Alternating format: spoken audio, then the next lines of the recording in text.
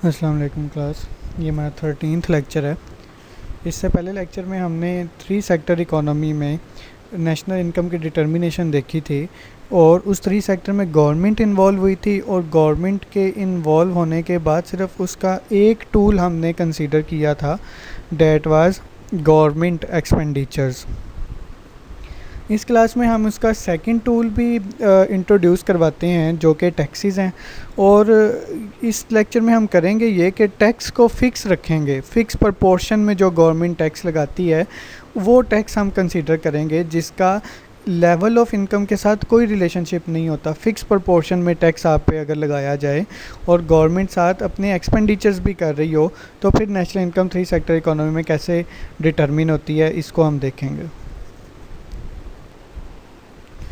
वही 3 सेक्टर्स हैं हमारे पास, हाउस होल्ड, फर्म्स, गवर्नमेंट, और इसकी आइडेंटिटी हमें पहले भी पता है, लास्ट लेक्चर में भी हमने यही यूज़ की थी। That is Y is equal to C plus I plus G, where C is consumption, I is investment and G is government expenditures.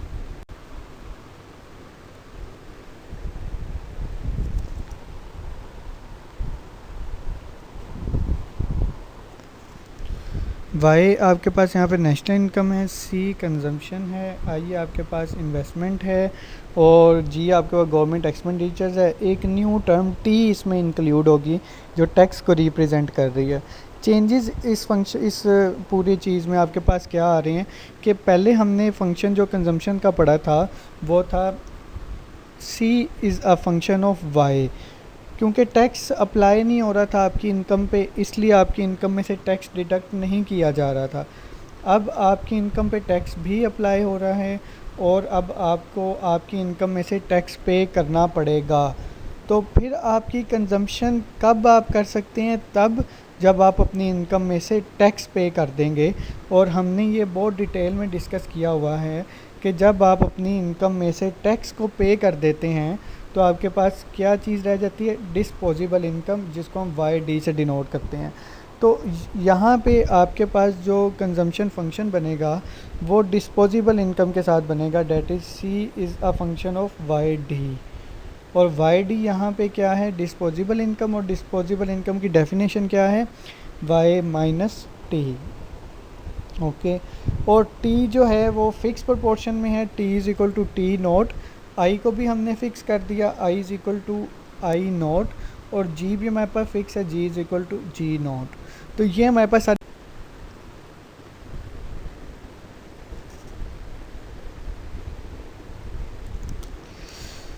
पहले हम इसका फार्मूला ड्राइव कर लेते हैं, जिसको ड्राइव करने के लिए हमारे पास आइडेंटिटी है y is equal to C plus I plus G.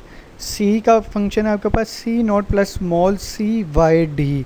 तो सी की जगह सी का फंक्शन पुट किया, आई आपके पास फिक्स है, I is equal to I nought, और जी आपके पास फिक्स है, G is equal to G not.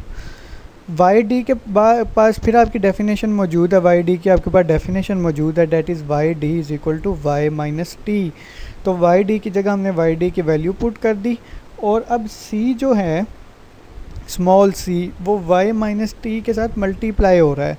So Y is equal to C nought plus small C into Y minus T plus I note plus G note.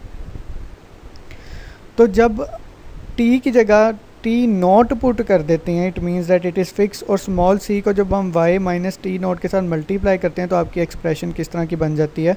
Y is equal to C not plus small C Y minus small C T naught plus I naught plus G not.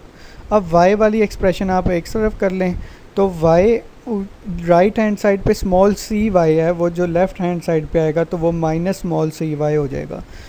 तो y minus small C Y is equal to C note minus C T note plus I note plus G note. तो y common निकाल लें, y common निकालेंगे तो आपके पास क्या बचेगा? Bracket में 1 माइनस स्मॉल सी। हमें यहाँ से y अकेला चाहिए तो y के साथ 1 माइनस स्मॉल सी मल्टीप्लाई हो रहा है, उधर जाके ये डिवाइड हो जाएगा। तो फार्मूला क्या ड्राइव होगा? y is equal to C note minus small C T note plus I note plus G nought over 1 minus small C. तो ये 3 सेक्टर इकोनॉमी में इसका फार्मूला ड्राइव कर लिया हमने जब आपके पास गवर्नमेंट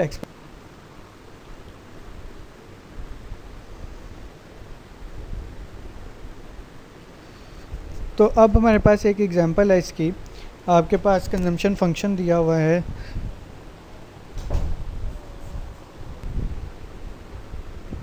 सी है आपके पास 40 प्लस 0.6 वाई डी, और वाई डी है आपके पास वाई माइनस टी।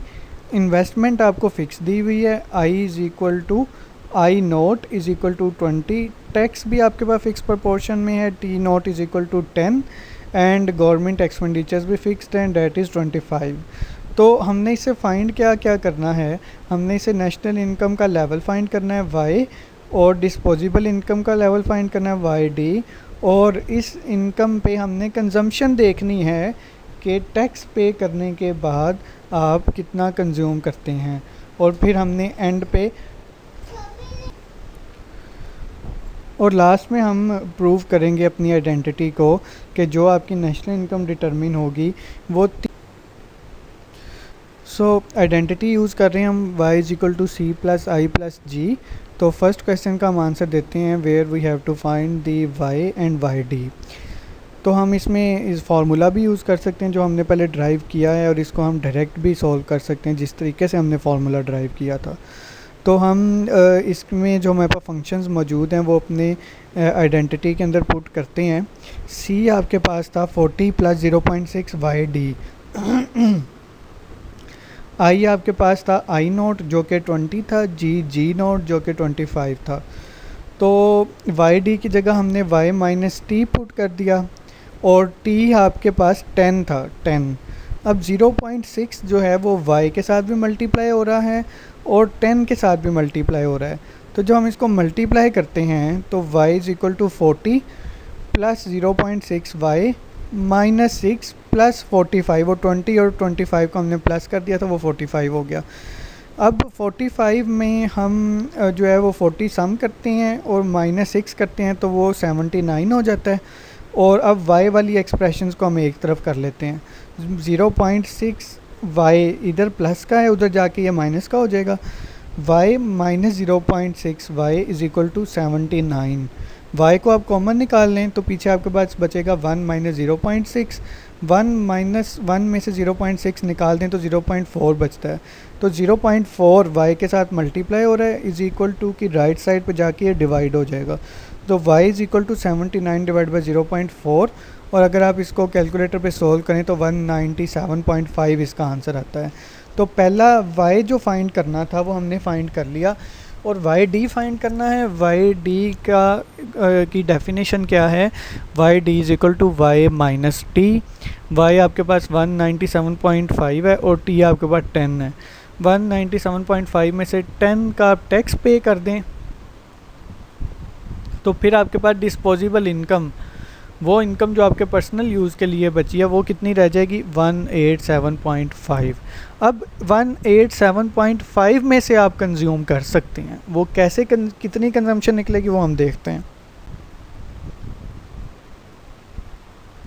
सो सी आपके पास है, C is equal to 40 plus 0.6 Y D. Y D आपने फाइंड किया 187.5।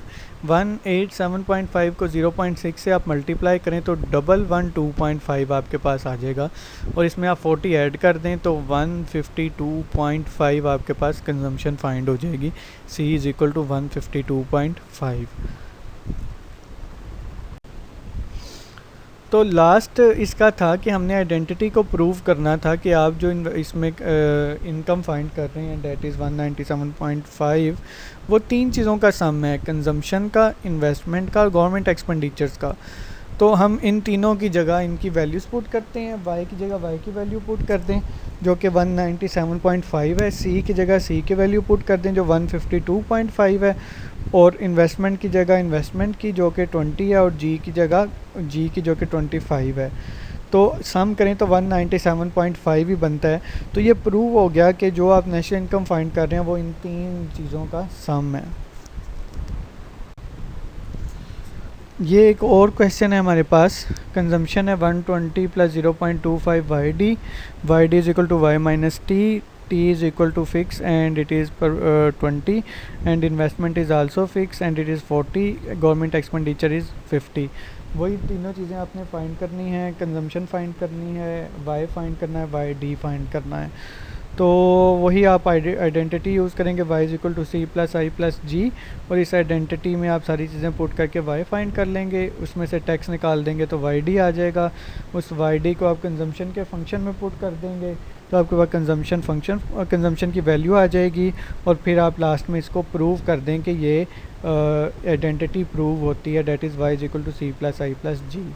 तो ये आपने खुद ही सॉल्व करना है और आपस में आप लोगों ने आंसर्स भी इसके मैच कर लेने हैं ताकि कंफर्म हो जाए कि आपके आंसर्स ठीक हैं।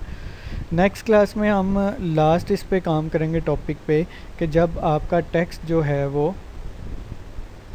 फिक्स नहीं रहता, वो इनकम के साथ वेरी करता है, तो फिर आपकी नेशनल इनकम कैसे डिटरमिन होती है।